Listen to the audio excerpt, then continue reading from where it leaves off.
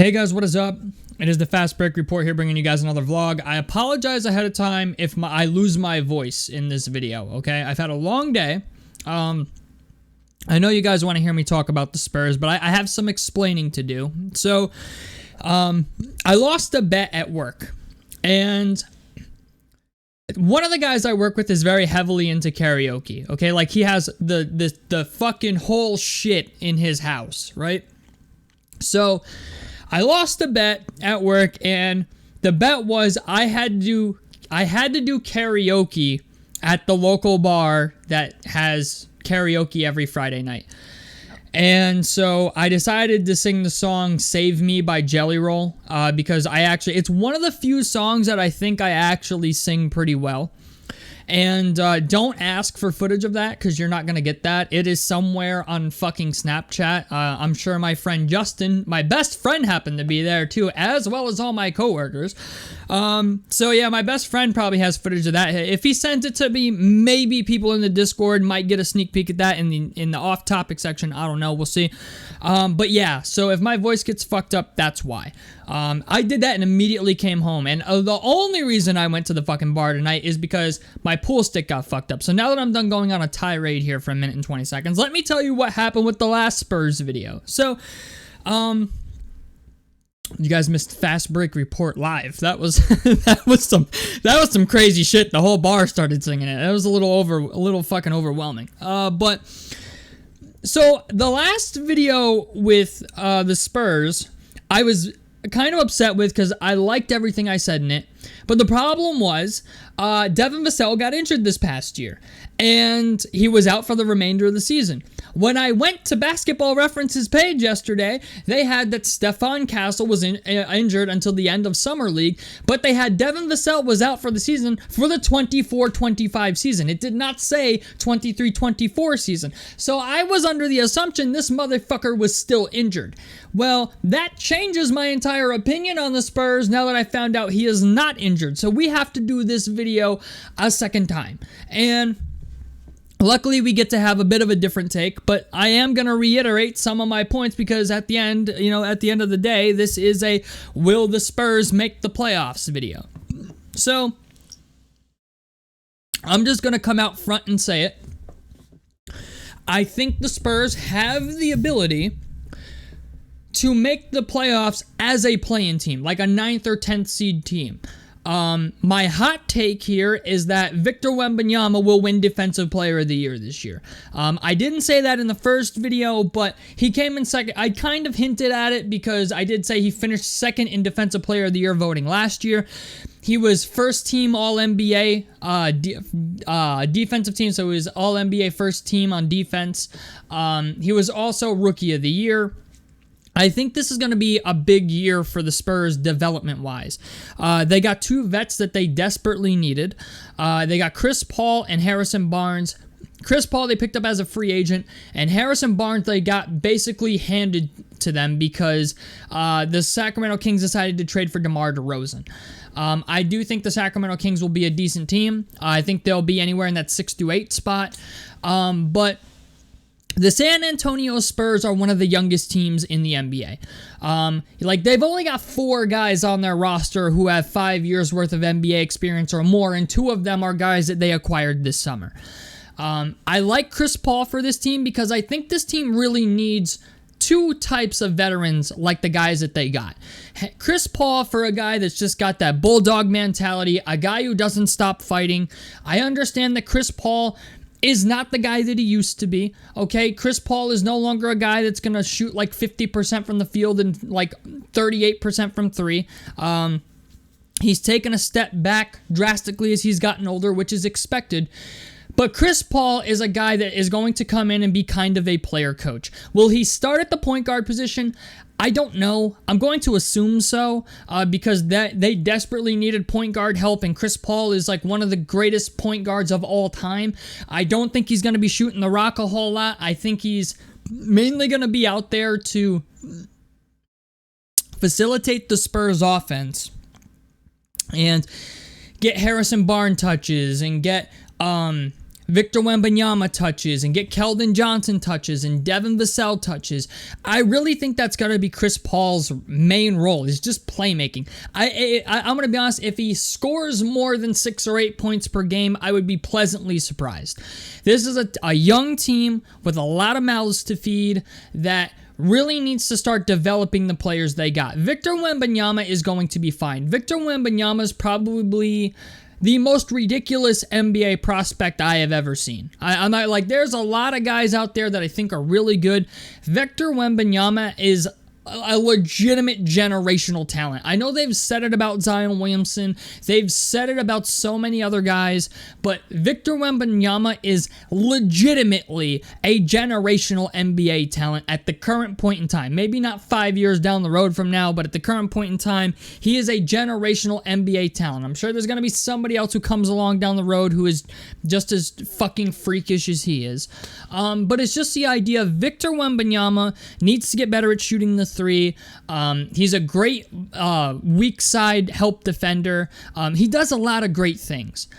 Because of that, I think the Spurs are going to improve drastically. Keldon Johnson is a guy that I have been wishing the Pacers would trade for a long fucking time now. But after last season and the previous season, it doesn't seem like we're going to get him. We're not even trying to get him. But he's a guy that I've wanted on the Pacers roster for a very long time. And Keldon Johnson's a guy that I'm just like, I think he does all the right things. I think he's a great player for them. This team, though, however, struggles with three-point shooting. And yes, they picked up Harrison Barnes, who's a decent three-point shooter. He's a decent NBA vet. He's got championship experience. He's played on a lot of really great teams. He won a ring with the Golden State Warriors. He's played for the Dallas Mavericks. He's played for the Sacramento Kings. He is now a legitimate NBA vet that is going to teach these guys how to play winning basketball. That's going to be part of his job. Devin Vassell is a bona fide 20-point per game scorer. They still have Trey Jones. Blake Wesley is a guy that I'm very high on. Him and Malachi Branham are both guys that I think, given the opportunity, could be really, really great players down the road for the Spurs. Blake Wesley is a guy I would love to see get more point guard duties because I'm just going to be honest, the Jeremy Sohan point guard bullshit did not work, okay? And Spurs fans will agree with me. I mean, Jeremy Sohan was a fucking turnover machine last year trying to run point guard. And I was a little shocked to see that Spurs fans seemed like they were starting to give up on Jeremy Sohan. And the reason I say that is because Jeremy Sohan made improvements in areas that you want him to make improvements in. His three-point shot went up drastically. Yes, he shoots free throws very fucking awkwardly with one hand, but even Jeremy Sohan is a guy that went from shooting like 70% from the free throw line, barely, to shooting a solid 77% from the free throw line.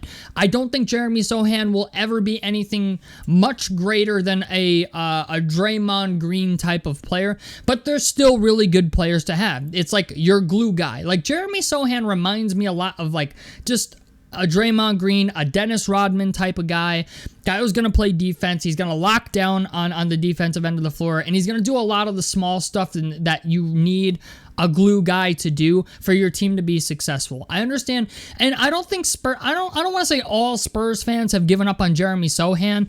I don't even necessarily think it's even Spurs fans that have given up on Jeremy Sohan. I think it's like the NBA community around the Spurs on the outside looking in have given up on Jeremy Sohan. I am not one of those people, okay? I think Jeremy Sohan has a place. I think he has a purpose in the league. It's just I don't know what it is yet. And Spurs fans don't know what it is yet. Neither do the San Antonio Spurs. So they're a team that I think could make the playoffs as a play-in team. And Devin Vassell, Keldon Johnson, Victor Wembanyama, Harrison Barnes, Malachi Branham is probably going to be the sixth man for them this year. Their second unit, I'm hoping is going to have Blake Wesley, but it will probably have Trey Jones. It will have Jeremy Sohan in it. It'll have Zach Collins in it. This is a team that I feel like has a lot of the right pieces. It's just now at this point, it's seeing how those guys develop. And this is a team that I think, just like OKC, even though they're young, they're a team that has the potential to maybe catch fire in the second half of the season and go on a bit of a tear. I feel like once they get acclimated with Chris Paul and Harrison Barnes and what they want to do, I think this team's going to be really good. Obviously, like I said, the three-point shooting is concerning to me, but Malachi Branham's a guy who's gotten significantly better at shooting the three year over year, so he is a guy that I look at to be better. But the one thing that I really like about the Chris Paul signing is that I could be wrong about this, but I think I remember a long time ago Chris Paul saying that if he could play with any NBA coach, it would be Greg Popovich. And Greg Popovich and Chris Paul actually have immense respect for each other. They have a great relationship. Chris Paul, I think if I'm correct, it was the head of the Players Association. So he has a relationship with Greg Popovich that I think is going to translate into him getting a job on Greg Popovich's coaching staff. I think Chris Paul's a guy that Greg Popovich is just trying to get into the building. So that way, down the road, they have a guy who knows what he's doing at point guard, who can coach younger players. And for all I know, post the Greg Popovich era, Greg Popovich might be trying to pass the torch onto a guy like Chris Paul. Don't leave me certain on that, but that's just the vibes I get from this whole thing. I think Chris Paul is going to be one of the first player coaches that we've seen in a very long time. Since Bill Russell. So it's just the idea. There's a lot of good things going on in San Antonio. I don't think this upcoming season is going to be anything super extravagant, but I do think we're going to see a lot of development, and I think this is a team that could sneak into the play-in tournament as a 10th or 9th seed. Do I think they're going to make it out of that seed? It's hard to say. It depends on what their matchup is, because even the teams that are at 6, 7, 8 are teams that I think are significantly better than them. They will be competitive.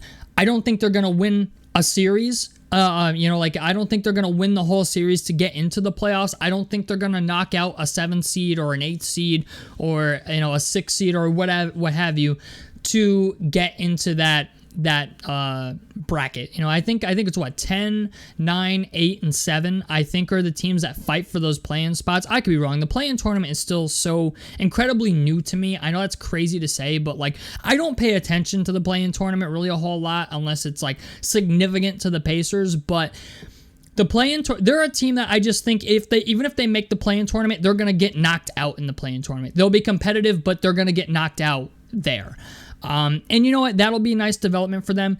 Going into the following year after this year, that's when I think this team starts to get legit. I think that's when they'll become legitimate.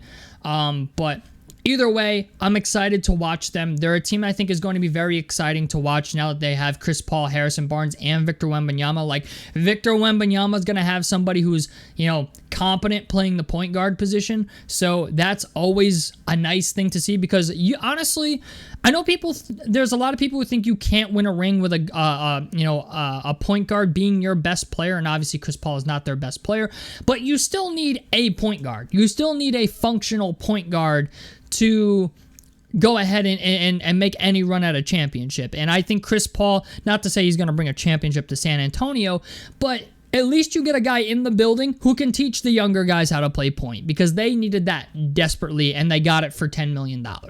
So I don't know, man. We'll have to wait and see. I'm excited for this team this year. Tell me what you guys think about this down below in the comment section below. Helps me out. Subscribe if you guys want to see more on the Fast Break Report. And I'm out of this motherfucker. Peace, guys.